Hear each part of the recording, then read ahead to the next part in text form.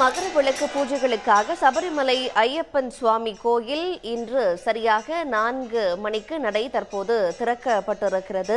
விவரங்களோடு செய்தியாளர் சந்தோஷ் இணைகிறார். சந்தோஷ், பக்தர்களின் வருகை எப்படி இருக்கு? நிகழ்ச்சி நிரல்படி இது எவ்வாறு நடைபெறும்?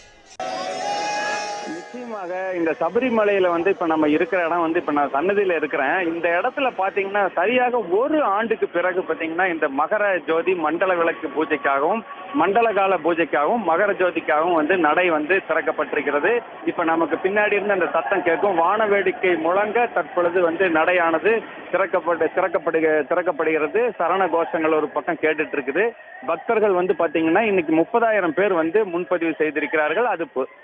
அது போக பம்பையிலையும் அதே மாதிரி எரிமேலி அதே போல வண்டிப்பெரியார் பகுதிகளில் முன்பதிவு செய்வதற்கான ஏற்பாடுகள் செய்யப்பட்டிருந்தது. அங்கேயும் பக்தர்கள் தற்பொழுது முன்பதிவு செய்து சன்னிதானத்திற்கு தற்பொழுது பக்தர்கள் 1 மணி அளவில் பம்பையிலிருந்து வர வைத்தார்கள். அந்த சாமிமார்கள் எல்லாருமே இப்ப அந்த நடப்பந்தலில் காத்திருக்கிறாங்க. தற்பொழுது அவங்க எல்லாருமே பார்த்தீங்கன்னா 4 மணி அளவில் அந்த 18ஆம் படி ஏறுவதற்கான அனுமதியை வழங்க இருக்கிறார்கள். தற்பொழுது அந்த 18ஆம் படி வழியாக செல்லக்கூடிய பக்தர்கள் இன்றைக்கு தரிசனம் செய்கிறார்கள். வழக்கமாக 5 மணிக்கு தான் மாலை 5 மணிக்கு தான் நடை திறக்கப்படும். ஆனா இன்னைக்கு 30,000 பேர் முன்பதிவு செய்திருக்கக்கூடிய ஒரு காரணத்தினால அனைவருமே தரிசனம் செய்யணும் அப்படிங்கிற ஒரு நோக்கத்திற்காக 4 மணிக்கே நடை திறக்கப்பட்டிருக்கிறது. தற்பொழுது பாத்தீங்கன்னா இந்த நடை திறந்து அந்த படியில அந்த தந்திரி மற்றும் இவங்க எல்லாம் இறங்கி வந்துட்டு இருக்கிறாங்க. இவங்க அந்த படி பூஜை முடிந்ததுக்கு அப்புறம் பக்தர்கள் படியேறி சென்று சுவாமி தரிசனம் செய்வதற்கான அனுமதியை வழங்குவார்கள். அதன் பிறகு பாத்தீங்கன்னா 18ஆம் படி வழியாக பக்தர்கள் செல்வார்கள்.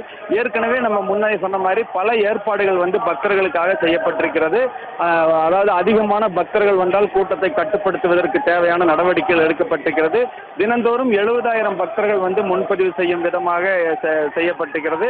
10,000 பேர் ஸ்பாட் புக்கிங் என்று சொல்லக்கூடிய வகையில் புக்கிங் செய்வதற்கும் ஏற்பாடு செய்யப்பட்டிருக்கிறது. அனைத்து விதமான ஏற்பாடுகளும் செய்யப்பட்டிருக்கிறது. தற்பொழுது பக்தர்கள் 18ஆம் படி வழியாக ஐயப்பனை காண்பதற்காக சென்று கொண்டிருக்கக்கூடிய ஒரு அற்புதமான காட்சியை தான் இந்த இடத்துல நம்மளால பார்க்க முடியுது. நன்றி சந்தோஷ், விவரங்களை வழங்கியமைக்கு. உடனுக்குடன் செய்திகளை தெரிந்து கொள்ள சன் நியூஸ் பெல் ஐகானை கிளிக் பண்ணுங்க.